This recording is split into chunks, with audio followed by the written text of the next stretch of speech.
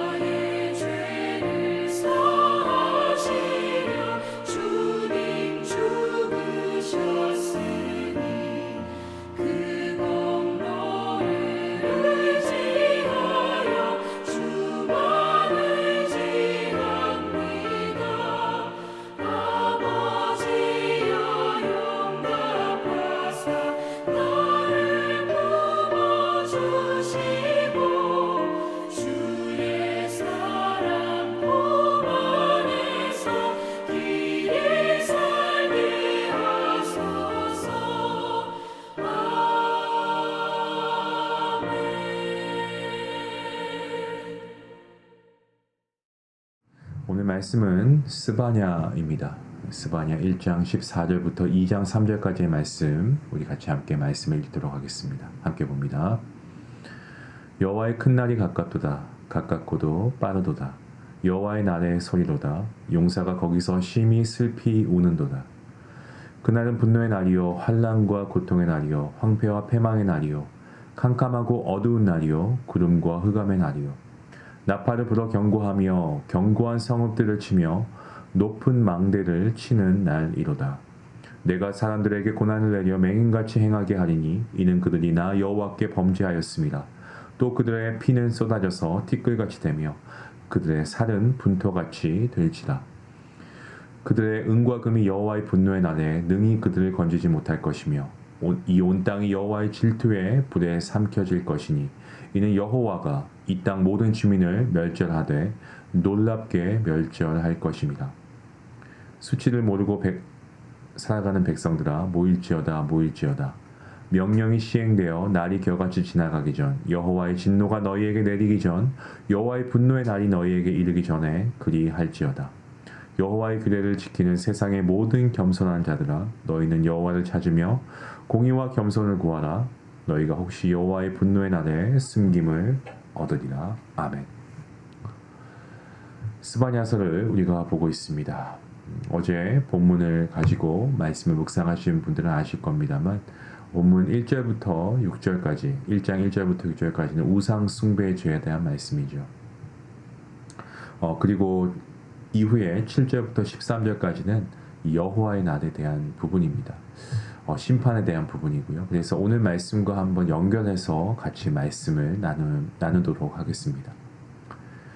스바냐라고 하는 이름의 의미를 아십니까? 그것은 바로 여호와께서 숨기신다라고 하는 의미입니다. 스바냐 이 선지자인데요. 영적으로 암울했던 므낫세 왕의 박해 시대에 태어나서 하나님의 일을 위해서 보호하심을 받은 것과 잘 부합되고 있는 이름이기도 하죠. 스바냐는 요엘 선지자와 같이 여호와의 날을 강조하고 있습니다. 여호와의 날은 그것은 심판의 날입니다. 하지만 심판의 날이 여호와의 날은 맞습니다만은 그날에 이스라엘 유다 백성뿐만이 아니고 이방인들 가운데서도 남은 자들이 있어서 그들이 회개하고 하나님께서 돌아올 것을 예언합니다. 앞서 말씀드린 대로 1절부터 6절까지는 우상 숭배의 죄를 지적하고 있고요. 그리고 7절부터 13절까지는 여호와의 날의 심판에 대해서 말씀하고 있습니다. 7절 말씀에 이렇게 기록되어 있습니다. 주 여호와 앞에서 잠잠할지어다. 이는 여호와의 날이 가까웠으므로 여호와께서 희생을 준비하고 그가 청할 자들을 구별하셨음이니라. 지도자가 아주 중요한 이야기를 할 때면 그것을 듣는 사람은 쥐죽은 듯이 조용해야 합니다. 예루살렘 거민과 유다 백성들이 침묵을 지켜야 하는 것은 상상할 수도 없는 만큼의 정말 어마어마한 하나님의 날이 바로 코앞에 닥쳐왔기 때문에 그렇습니다. 하나님께서는 재물을 잡을 사람을 준비하셨는데 재물은 바로 유다 백성들이고 재물을 잡는 사람은 이방인들을 염두에 두고 있습니다. 하나님께서 어떠한 순서로 심판하시는지에 대해서는 이렇게 말씀합니다. 8절 말씀인데요. 여호와의 희생의 날에 내가 방백들과 왕자들과 이방인의 옷을 입은 자들을 벌할 것이며. 심판의 1순위가 지도자들입니다. 방백들, 대신들, 그리고 왕자, 그리고 왕족들, 그리고 이방인의 옷을 입은 사람들입니다. 이방인의 옷을 입기 위해서는 그 당시에도 외국으로 나가 직접 사서 입든지 수입해 온 것을 사서 입어야 합니다. 근데 그것은 아무나 할 수 있는 것이 아니었고요. 귀족들만 할 수 있는 일이었다고 합니다. 9절 말씀을 보시면 그날에 문턱을 뛰어넘어서 포악과 거짓을 자기 주인의 집에 채운 자들을 내가 벌할 것이다 라고 말씀합니다. 문턱을 뛰어넘는 사람은요. 이방 신전을 넘나드는 우상을 숭배하는 자들이고 그리고 남의 집을 넘나들어서 다른 사람의 재산을 갈취하는 그러한 사람을 의미합니다. 그들에게 있어서는 탐욕이 하나님과 다름이 없었죠. 10절과 11절 말씀에 이렇게 말씀합니다. 나 여호와가 만하노라. 그날의 어문에서는 부르짖는 소리가 제2구역에서는 울음소리가 작은 산들에서는 무너지는 소리가 일어나리라. 막데스 주민들아 너희는 슬피 울라. 가나안 백성이 다 패망하고 은을 거래하는 자들이 끊어졌습니다. 일반 백성들, 특히 많이 가진 사람들을 심판하신다고 합니다. 예루살렘에서 가장 높은 지역이 어문에 있는 곳이었습니다. 그리고 제2구역과 작은 산들이라고 하는 것으로 보아 언급되는 곳이 모두 높은 지역으로 보여집니다. 그리고 막데스는 제2구역의 중심지로 보입니다. 유럽에 가보신 분들은 이 도시를 보면은 아실 겁니다. 이 대부분 그 도시에서 높은 곳, 이 언덕에 이 교회가 있고요. 그 옆에 왕궁이 있습니다. 그곳이 어떤 외부의 침입으로부터 가장 안전하기 때문에 그렇습니다. 근데 말씀을 보니까 거기에 사는 사람들도 다 망하게 될 것이라고 말씀하고 있죠. 또한 하나님께서는 찌꺼기같이 가라앉은 사람도 찾아내신다라고 그렇게 하십니다. 찌꺼기같이 가라앉은 사람. 그들은 가진 것이 많은 사람이었습니다. 하지만 그들도 자기 집을 짓고도 거기서 살지 못하고 포도 농사를 지어도 포도주를 마시지 못하게 될 것이라고 말씀합니다. 이제 오늘 본문이 시작하고 있는데요. 14절부터 18절까지의 말씀, 여호와의 날이 임박했다라는 것을 선언하고 있는 말씀입니다. 여호와의 날, 구체적으로 어떠한 날인가 말씀하고 있는데 14절부터 16절까지 말씀하고 있습니다. 여호와의 큰 날이 가깝도다. 가깝고도 빠르도다. 여호와의 날에 소리로다. 용사가 거기서 심히 슬피 우는도다. 그 날은 분노의 날이요 환난과 고통의 날이요 황폐와 패망의 날이요 캄캄하고 어두운 날이요 구름과 흑암의 날이요 나팔을 불어 경고하며 견고한 성읍들을 치며 높은 망대를 치는 날이로다. 여호와의 큰 날은 어느 일정 지역에만 임하게 되는 것이 그 날이 아니고요. 전국적으로 모든 지역에 임하게 되어서 유다에게 치명적인 날이 될 것임을 그렇게 예언하고 있는 말입니다. 여러분, 예를 들어서 어떤 한 도시에 큰 사고가 났거나 어떤 화재, 재난이 발생해서 수십 명, 수백 명의 사상자를 낼 수 있습니다. 하지만 그 지역이 어려움 당하고 있기 때문에 힘들어도 복구할 수 있습니다. 그런데 그 도시 전체에 초대형 어떤 지진이나 쓰나미가 몰려오면은 그야말로 그 도시는 다 끝장이죠. 하나님의 심판의 날이 그와 같을 것이라고 합니다. 그리고 그 날이 가깝고도 빠르게 엄청나게 무서운 속도로 달려오고 있다라고 하십니다. 그 날의 특성은 어떠합니까? 분노가 있고요. 환난과 고통이 있고 황폐와 패망이 있고 캄캄하고 어둡고 구름과 흑암이라고 하십니다. 다시 말씀드리면 하늘이 무너지는 것 같고 하늘이 깜깜해지는 것과 같을 것이라고 합니다. 상상만 해도 정말 너무나 두려운 말씀이 아닐 수 없습니다. 여호와의 날이 오면 유다 백성들이 어떻게 될 것인가에 대해서도 오늘 본문이 말씀하고 있는데요. 본문 17절과 18절 말씀에 이렇게 말씀하고 있습니다. 내가 사람들에게 고난을 내려 맹인같이 행하게 하리니 이는 그들이 나 여호와께 범죄하였습니다. 또 그들의 피는 쏟아져서 티끌같이 되며 그들의 살은 분토같이 될지라. 그들의 은과 금이 여호와의 분노의 날에 능히 그들을 건지지 못할 것이며 이 온 땅이 여호와의 질투의 불에 삼켜질 것이니 이는 여호와가 이 땅 모든 주민을 멸절하되 놀랍게 멸절할 것입니다. 하나님의 심판은 뭐라고 말씀합니까? 유다 백성들이 앞을 보지 못하게 만드신다고 하고요. 선천적으로 앞을 보지 못하는 사람보다 중도에 실명하는 그런 눌림이 훨씬 크다고 합니다. 하나님께서 당신의 백성들을 그런 상태와 같이 될 것이다라고 말씀하시는 거죠.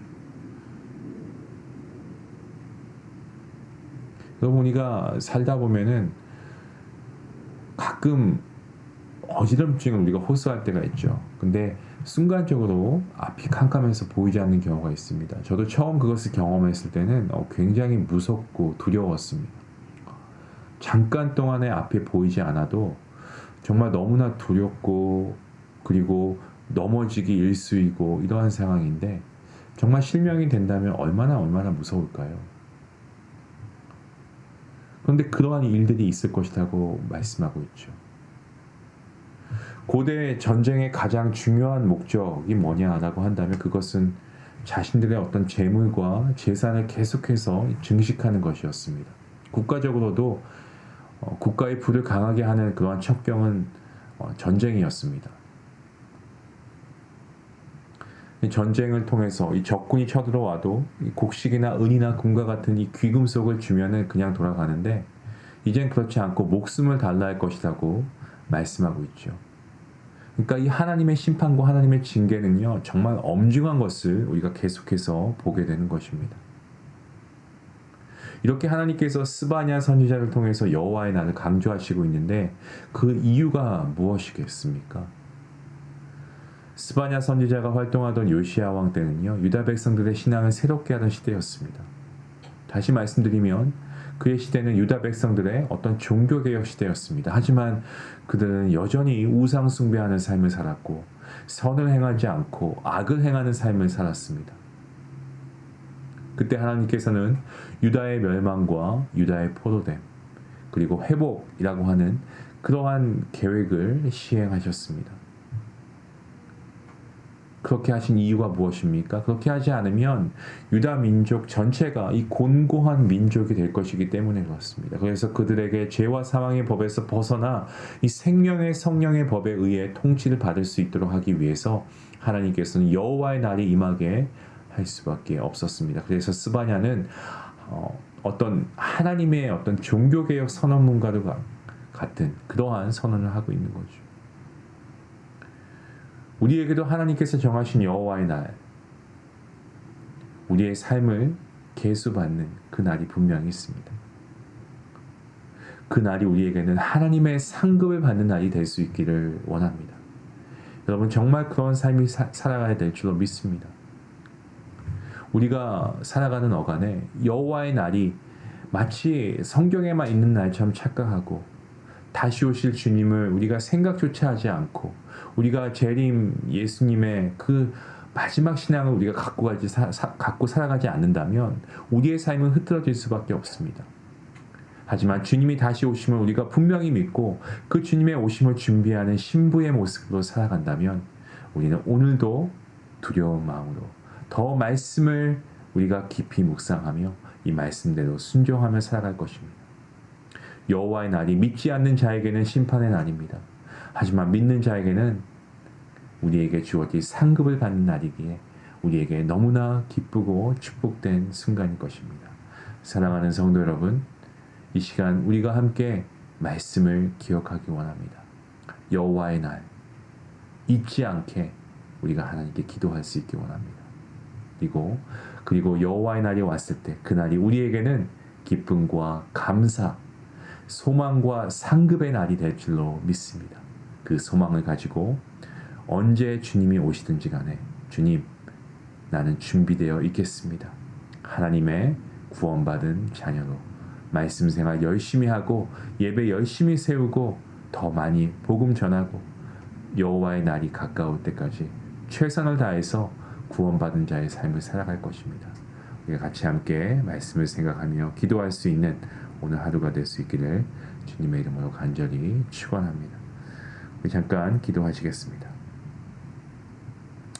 하나님 감사합니다. 유다 백성들에게 여호와의 날이 있었던 것처럼 우리에게도 여호와의 날이 있음을 잊지 않게 하여 주시기를 간절히 원합니다. 그 날이 환난과 고통의 날, 캄캄하고 어두운 날이 되지 않도록 우리 속에 있는 우상들을 먼저 걷어내게 하여 주시옵소서. 그리하여서 정말 여호와의 날이 우리에게는 기쁨과 감사, 소망과 상급의 날이 되게 하여 주시옵소서.